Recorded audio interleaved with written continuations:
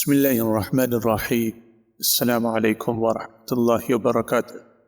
دوستو، حدیث نبوی صلی اللہ علیہ وسلم سے دجالی فتنے کے بارے میں جو باتیں ملتی ہیں وہ کیا ہے؟ دجال کے کیا آثار ہوں گے؟ کیا خصائص ہوں گے؟ دجالی فتنے کے کیا کیا مظاہر ہوں گے؟ آج کی اس خاص ویڈیو میں دجالی فتنے کے بارے میں بتائیں گے، اور آج کی ویڈیو میں یہ بھی بتائیں گے کہ حضرت عیسیٰ علیہ السلام انہیں کیسے قتل کریں گے، اور اس وقت دنیا کی کیا حالت ہوگی۔ غرقد نامی درخت کے بارے میں بھی بتائیں گے کہ غرقد نامی درخت کیا ہے، اور یہودیوں کے لیے معزز کیوں ہے، اور یہودی لوگ اس سے محبت کیوں کرتے ہیں۔ ویڈیو اہم ہونے کے ساتھ ساتھ خاص اہمیت کی حامل ہے، لہٰذا ویڈیو کو سکپ نہیں کرنا، آخر تک ضرور دیکھنا ہے۔ ویڈیو میں آگے بڑھنے سے پہلے ابھی تک اگر آپ چینل پر نئے ہیں تو چینل کو سبسکرائب کیجئے اور بیل آئیکن کو بھی ساتھ پریس کیجئے تاکہ نئی آنے والی ہر ویڈیو آپ تک بروقت پہنچ سکے۔ حضرت حذیفہ رضی اللہ عنہ فرماتے ہیں کہ رسول خدا صلی اللہ علیہ وسلم نے فرمایا کہ بے شک دجال نکلے گا، اور بے شک اس کے ساتھ میں پانی بھی ہوگا اور آگ بھی ہوگی۔ بعض روایات میں ہے کہ اس کے ساتھ اس کی جنت بھی ہوگی اور اس کی دوزخ بھی ہوگی۔ جسے لوگ پانی سمجھیں گے وہ واقع میں جلانے والی آگ ہوگی، یعنی اس کو قبول کرنے کے سبب دوزخ کی آگ میں جلیں گے، اور جسے لوگ آگ سمجھیں گے وہ میٹھا پانی ہوگا، یعنی اس میں گرنے کے سبب جنت کا میٹھا پانی نصیب ہوگا۔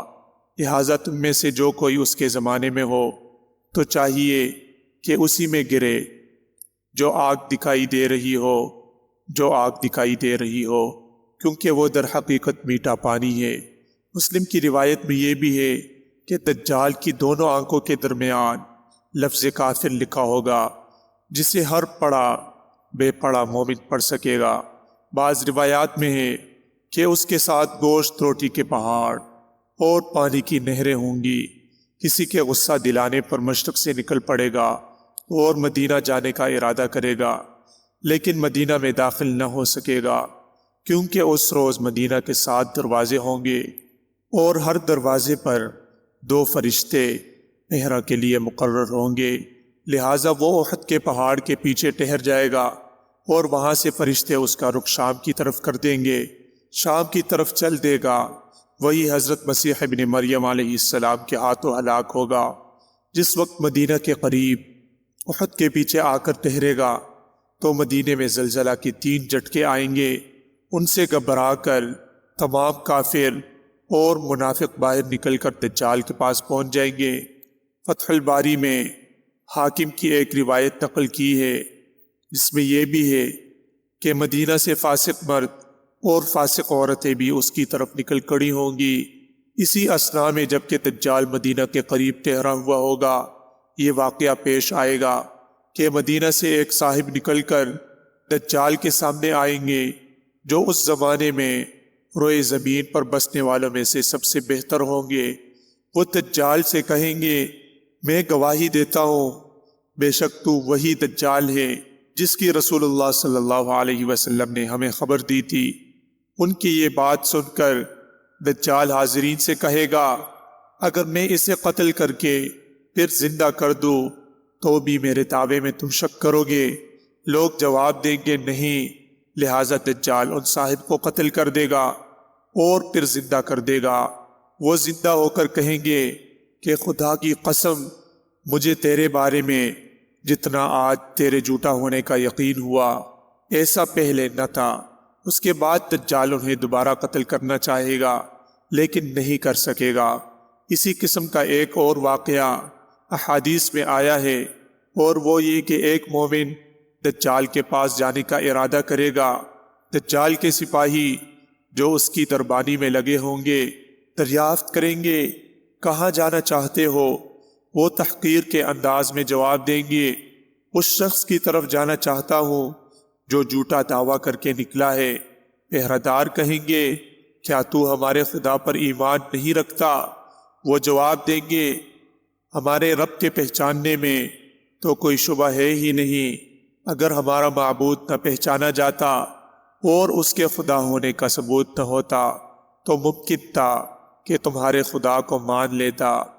اس گفتگو کے بعد وہ لوگ انہیں قتل کرنے کا ارادہ کریں گے، لیکن پھر آپس میں ایک دوسرے کے سمجھانے سے رائے بدل جائے گی، کیونکہ بعض سے کہیں گے تمہیں معلوم نہیں، تمہارے رب نے اپنی اجازت کے بغیر کسی کو قتل کرنے کو منع کر رکھا ہے، لہٰذا انہیں دجال کے پاس لے جائیں گے اور وہ دجال کو دیکھتے ہی کہیں گے اے لوگو، یہ وہی دجال ہے جس کی رسول اللہ صلی اللہ علیہ وسلم نے خبر دی تھی۔ دجال ان کی یہ بات سن کر اپنے آدمیوں کو حکم دے گا کہ اسے اوندا لٹا دو، چنانچہ ایسا ہی کر دیا جائے گا۔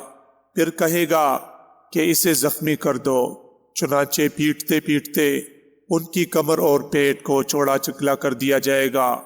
پھر دجال ان سے کہے گا کہ اب بھی تو مجھ پر ایمان نہیں لائے گا۔ وہ کہیں گے تو مسیح کذاب ہے۔ اس پر وہ اپنے آدمیوں کو حکم دے کر سر پر آرا رکھ کر چروا دے گا اور دونوں ٹانگوں کے درمیان سے ان کے 2 ٹکڑے کر دیے جائیں گے۔ پھر ان 2 ٹکڑوں کے درمیان پہنچ کر کہے گا کہ اٹھ کھڑا ہو، چنانچہ وہ مومن زندہ ہو کر کھڑے ہو جائیں گے۔ ان سے دجال کہے گا کہ اب بھی مجھ پر ایمان لاتے ہو؟ وہ کہیں گے کہ میں تو اور بھی زیادہ تیرے دجال ہونے کو سمجھ گیا۔ پھر وہ لوگوں سے فرمائیں گے اے لوگو، میرے بعد اب یہ کسی کو نہ ستا سکے گا۔ یہ سن کر دجال انہیں ذبح کرنے کے لیے پکڑے گا اور ذبح نہ کر سکے گا، کیونکہ خدا کی قدرت سے ان کی ساری گردن تانبے کی بنا دی جائے گی۔ جب ذبح پر قادر نہ ہوگا تو ان کے ہاتھ پاؤں پکڑ کے اپنے دوزخ میں ڈال دے گا۔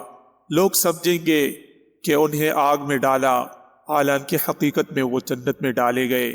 اس کے بعد رسول اللہ صلی اللہ علیہ وسلم نے ارشاد فرمایا کہ یہ مومن رب کریم کے نزدیک سب لوگوں سے بڑھ کر باعظمت شہادت والا ہوگا۔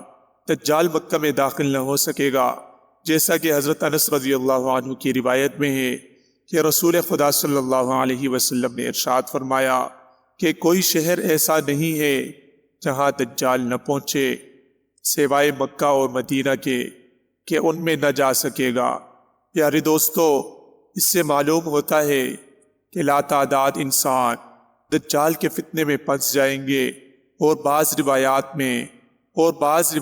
میں اس پر ایمان لانے والوں کی خاص تعداد کا بھی خاص طور پر ذکر ہے۔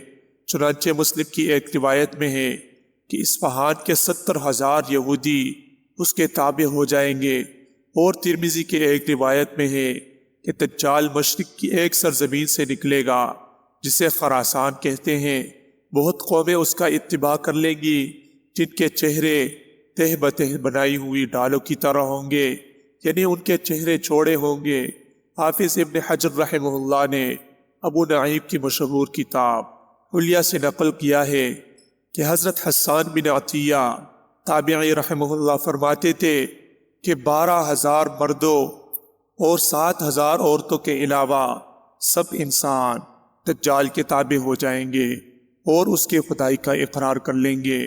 حضرت نواس بن سمان رضی اللہ عنہ فرماتے ہیں کہ ایک مرتبہ رسول اللہ صلی اللہ علیہ وسلم نے دجال کا ذکر فرمایا اور فرمایا کہ اگر میری موجودگی میں نکل آیا تو میں اس سے مقابلہ کروں گا، تمہیں گھبرانے کی ضرورت نہیں، اور اگر اس وقت میں تمہارے اندر موجود نہ ہوں گا تو ہر شخص اپنی طرف سے دجال سے مقابلہ کرنے والا ہونا چاہیے، اور میرے پیچھے اللہ ہر مسلمان کا نگران ہے۔ دجال کی پہچان یہ ہے کہ وہ یقیناً جوان ہوگا، گنگریالے بالوں والا ہوگا، اس کی آنکھ اٹھی ہوئی ہوگی، اس کی صورت میرے رائے میں عبد العزیٰ بن قطن جیسی ہے۔ تم میں سے جو شخص اسے دیکھ لے تو چاہیے کہ اس پر سورہ کہف کی شروع کی آیات پڑھ دے، کیونکہ ان کا پڑھنا اس کی فتنے سے امن و امان میں رکھے گا۔ بے شک وہ شام اور عراق کے درمیان کے ایک راستے سے نکلے گا، پھر نکل کر دائیں بائیں یعنی ہر طرف شہروں میں بہت فساد مچائے گا۔ اے اللہ کے بندو، اس وقت ثابت قدم رہنا۔ راوی کہتے ہیں کہ ہم نے عرض کیا یا رسول اللہ، وہ کتنے دن زمین پر زندہ رہے گا؟ ارشاد فرمایا کہ 40 دن اس کے زمین پر رہنے کی مدت ہوگی، جن میں سے ایک دن 1 سال کے برابر ہوگا، اور ایک دن 1 مہینے کے برابر، اور ایک دن 1 ہفتے کے برابر، اور باقی دن ایسے ہی ہوں گے جیسے تمہارے دن ہوتے ہیں۔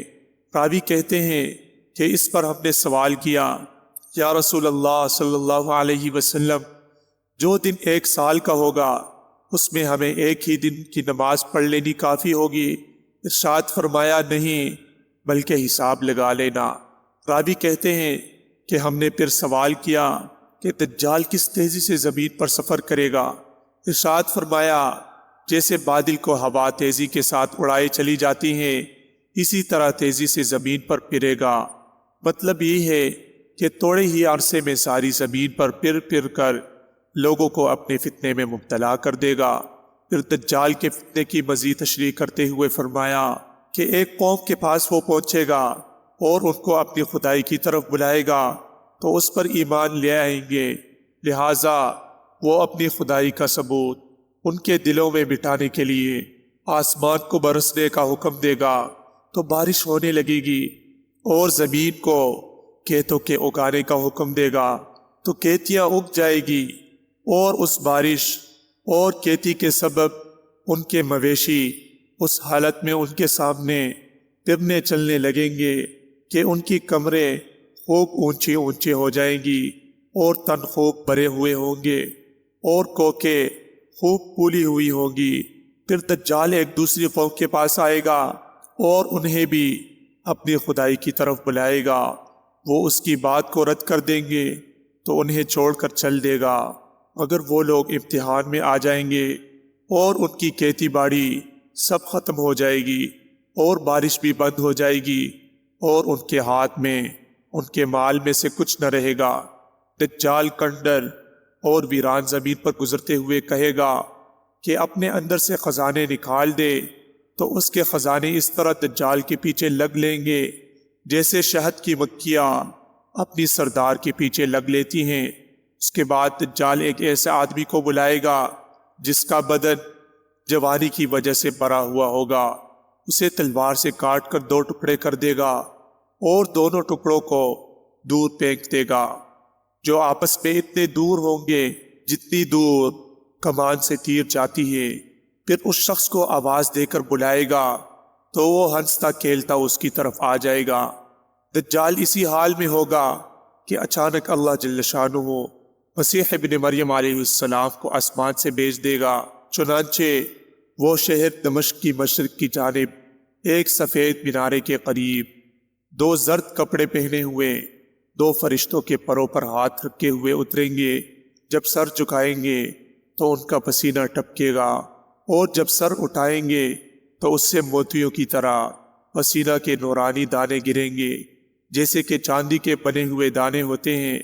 حضرت عیسیٰ علیہ السلام کے سانس میں یہ تاثیر ہوگی کہ جس کافر تک پہنچے گا وہ کافر مر جائے گا، اور آپ علیہ السلام کا سانس وہاں تک پہنچے گا جہاں تک آپ کی نظر پہنچتی ہوگی۔